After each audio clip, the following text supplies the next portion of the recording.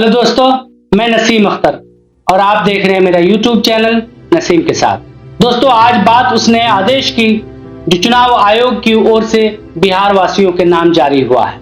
आप जानते ही होंगे कि 24 जून 2025 को इलेक्शन कमीशन की ओर से एक नोटिफिकेशन जारी हुआ था, जिसमें कहा गया था कि बिहार चुनाव से पहले इसी महीने अर्थात जुलाई 2025 में मतदाता सूची का गहन पुनरीक्षण किया जाएगा।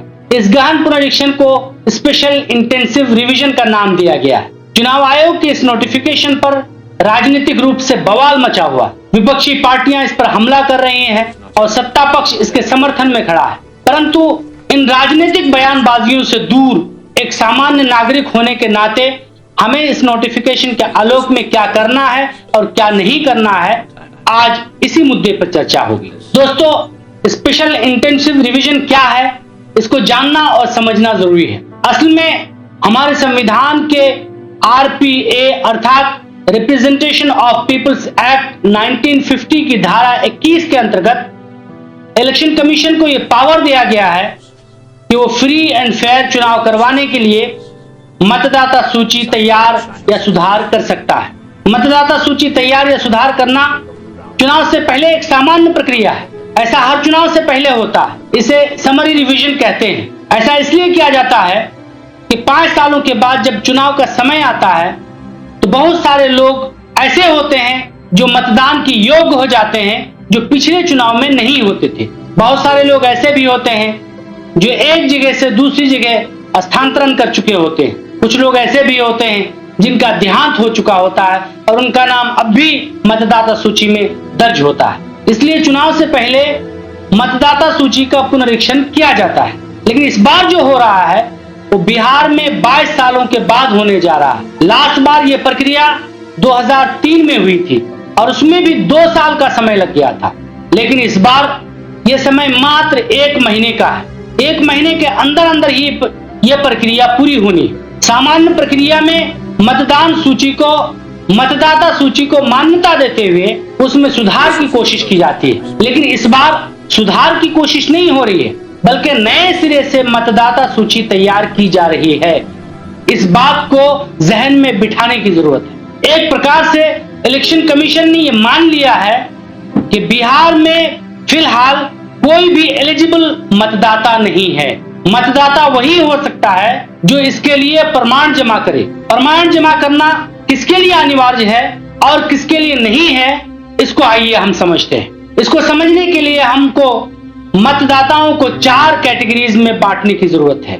नंबर 1 कैटेगरी ऐसे मतदाता जिनके नाम 2003 के वोटर लिस्ट में हैं। उन्हें अपने जन्म का कोई प्रमाण जमा नहीं करना होगा। उन्हें केवल एक फॉर्म जमा करना है जिसे इनोमिनेशन फॉर्म कहा जाता है। उस फॉर्म में अपना एक नया फोटो देना है और अपना सिग्नेचर करना है। उसके साथ केवल 2003 की मतदाता सूची का वो पेज जिसमें उनका नाम है उसकी फोटोकॉपी संलग्न करनी होगी। नंबर 2 कैटेगरी ऐसे मतदाता जिनका जन्म जुलाई 1987 से पहले हुआ लेकिन किसी भी कारण से उनका नाम 2003 के वोटर लिस्ट में नहीं दर्ज किया जा सका। उन्हें केवल अपने जन्म का कोई प्रमाण जमा करना होगा और इनोमिनेशन फॉर्म फिलअप करना होगा। नंबर 3 ऐसे मतदाता जिनका जन्म जुलाई 1987 के बाद और दिसंबर 2004 से पहले हुआ। ऐसे मतदाताओं को अपने जन्म प्रमाण पत्र के साथ साथ माता या पिता में से किसी एक के जन्म का प्रमाण जमा करना होगा